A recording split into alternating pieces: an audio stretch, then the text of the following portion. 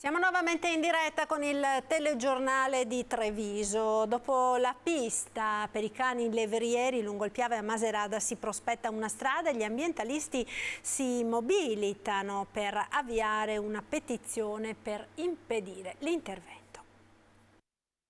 Non si può pensare di intervenire in questa area che non ha eguali nella pianura trevisana. Non solo la pista per levrieri sul Parabai lungo il Piave a Macerata potrebbe venire progettata addirittura una strada e gli ambientalisti insorgono con un volantinaggio al mercato ieri mattina per ribadire l'importanza della biodiversità e con un incontro pubblico previsto stasera alle 20:45 nel Palazzo delle Attività Ricreative alla presenza della biologa Katia Zanatta. Ci sarebbe l'idea di costruire una strada, di fare una strada di collegamento tra Pedemontana da una parte e Provinciale 92, che è quella che poi mette in contatto con la sinistra Piave.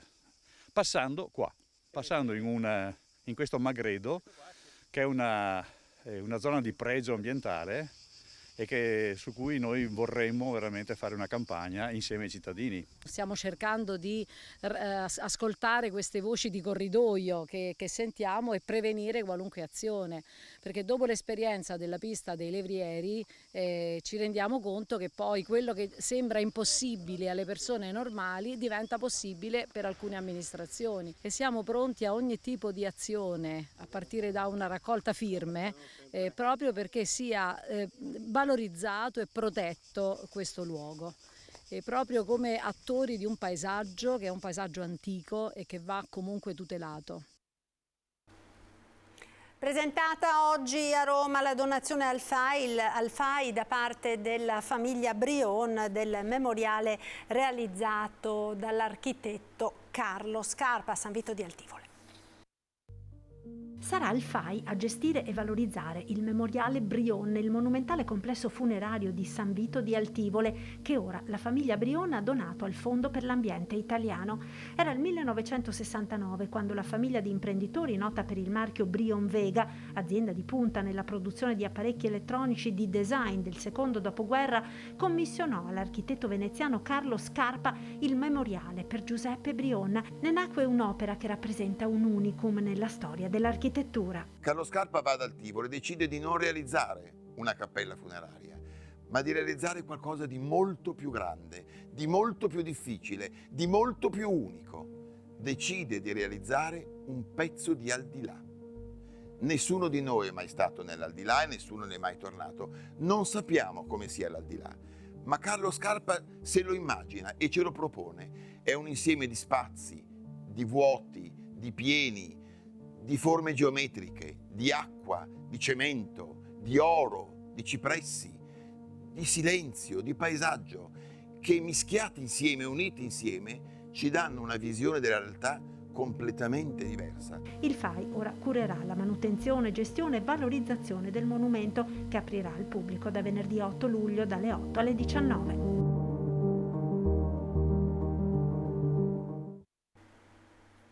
Ed ora le notizie da Belluno e provincia.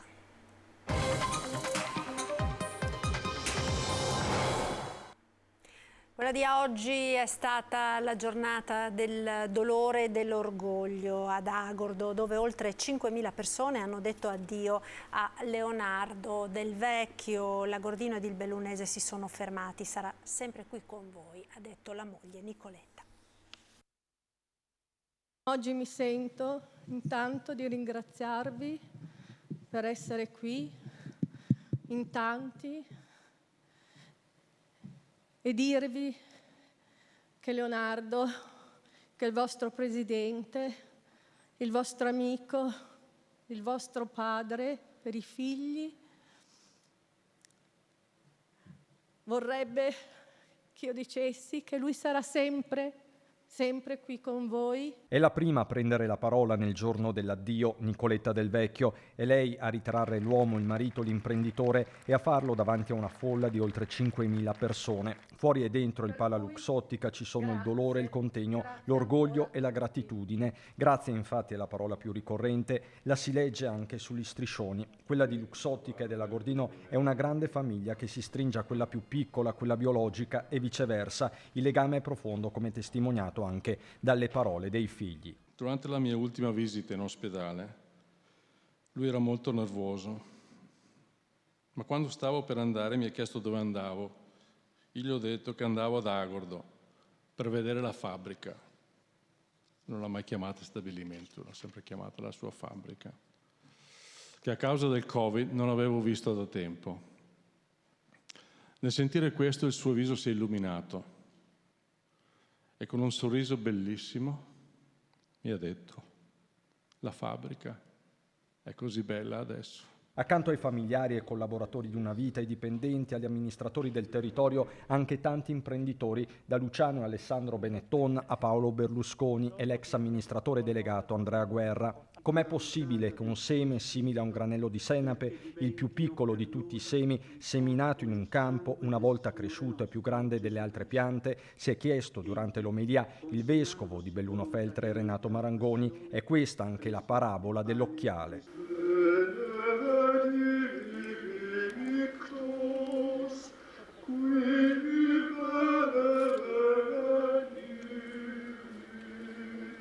30 i pullman partiti da ogni angolo della provincia, elicotteri, forze dell'ordine e volontari hanno garantito un flusso regolare, migliaia di dipendenti collegati dalle tante filiali sparse per il mondo. Il feretro è poi partito tra due ali di folla, l'ultimo applauso al cavaliere nella consapevolezza che c'è un prima e ci sarà un dopo.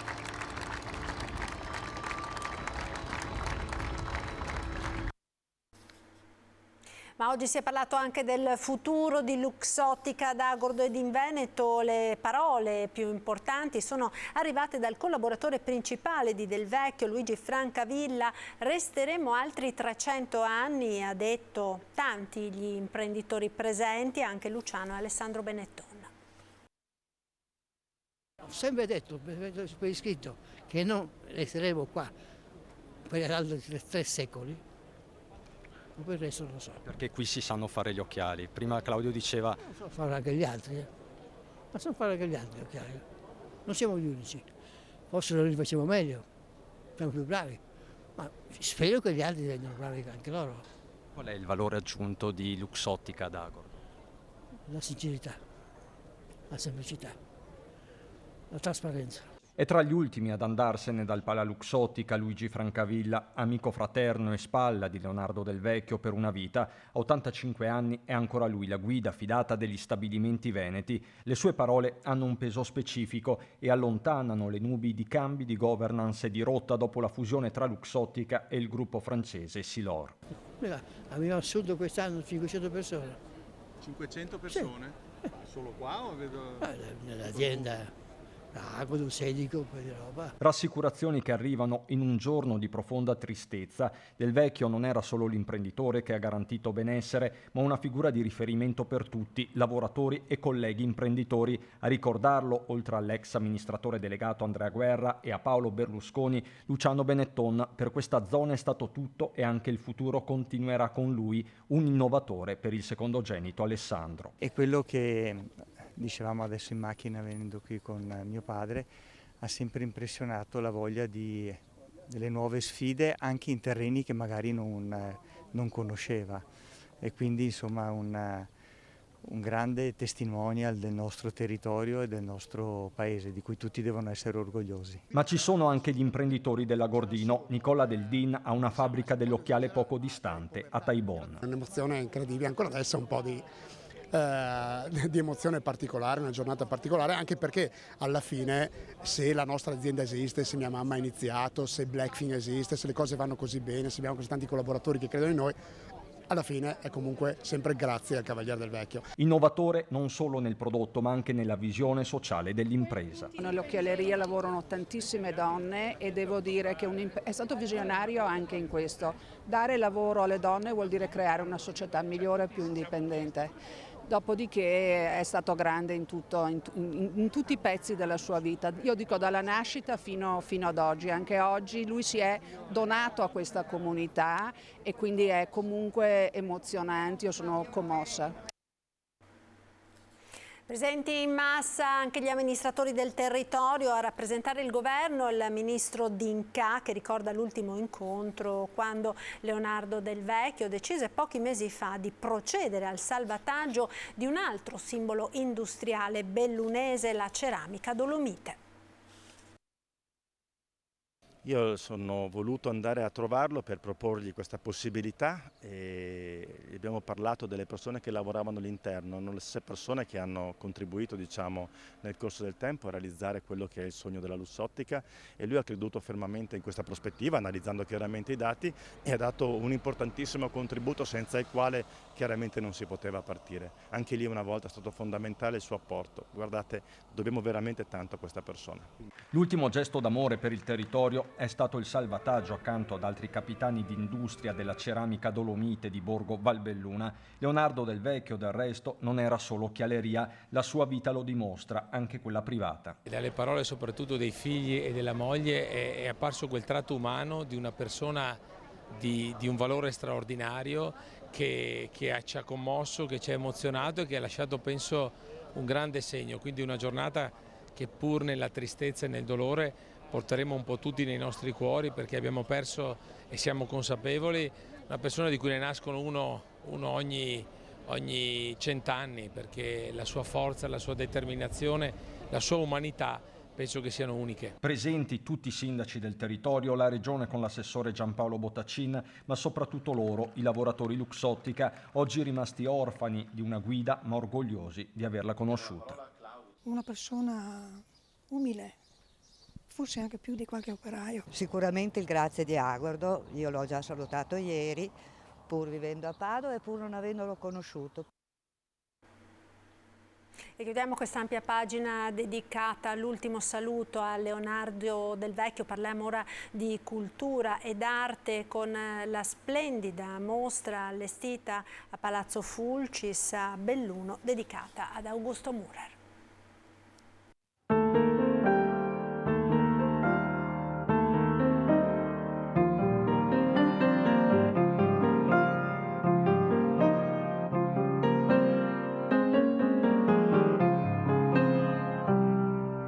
Augusto Mürer è uno dei grandi della cultura bellunese.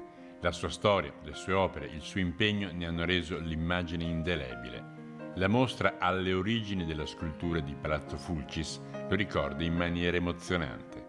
Ecco allora chi, artista da sempre e amico di Mürer da quando era ragazzo, ne ha voluto promuovere il ricordo nei 100 anni dalla nascita. L'avevo conosciuto da quando avevo 14 anni.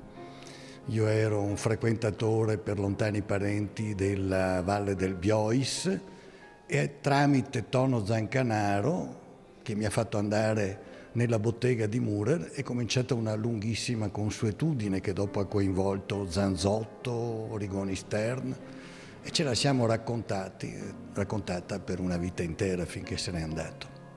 Se c'è chi lo ha conosciuto, c'è invece chi lo ha ammirato e ne traccia il profilo quasi con devozione e rispetto. Ricordiamo oggi un artista e un uomo straordinario che ha segnato profondamente il Novecento della provincia di Belluno, sia dal punto di vista delle sue opere, ma anche proprio dal punto di vista dell'impegno sociale e politico che ha speso per il territorio. Mürer è un bellunese illustre, si conta quest'anno il centenario dalla nascita, è un personaggio a molte sfaccettature, qualcuno lo ha definito in un libro solitario di Falcade, in realtà non è un solitario, è ancora in mezzo a noi e il suo messaggio artistico e poetico è ancora molto diffuso e molto sentito, quindi è giusto e doveroso fare una mostra su di lui, sui suoi anni giovanili, perché alle origini della scultura, come il titolo della mostra, in realtà è alle origini di noi stessi, cioè del bellunese, di questa terra di montagna così forte e così fiera che speriamo abbia uno sviluppo ulteriore nonostante le ultime vicissitudini. Tra le sculture in legno e i disegni messi a disposizione dalla famiglia, chi vorrà potrà riviverne la giovinezza, arrivando fino a un intenso bozzetto in bronzo della partigiana,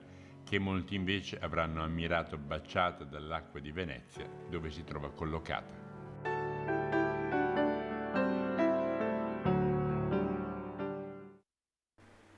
Ed era questo l'ultimo servizio, grazie per essere stati con noi, vi lascio come sempre alle previsioni del tempo. Arrivederci, buona serata.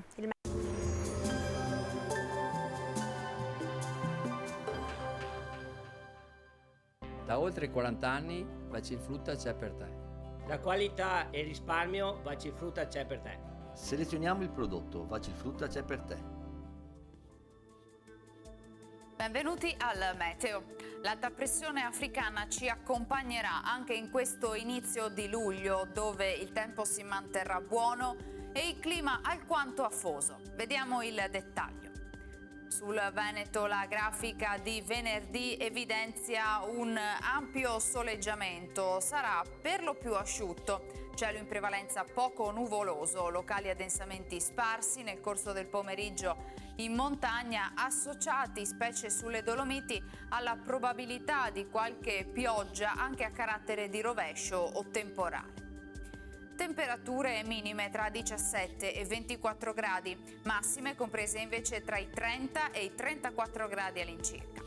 Spostiamoci ora sul Friuli, Venezia e Giulia, dove avremo poche novità, cielo sereno o velato. Nelle ore pomeridiane possibili temporali sulla zona prealpina. Temperature minime tra 19 e 24 gradi, massime intorno ai 30-33 gradi. Infine vediamo la situazione del Trentino Alto Adige, anche qui bel tempo, specie al mattino. A seguire avremo qualche acquazzone veloce e a carattere sparso. Temperature minime intorno ai 17-19 gradi, massime sui 32 all'incirca. Dal meteo di Antena 3 per ora è tutto, arrivederci al prossimo aggiornamento.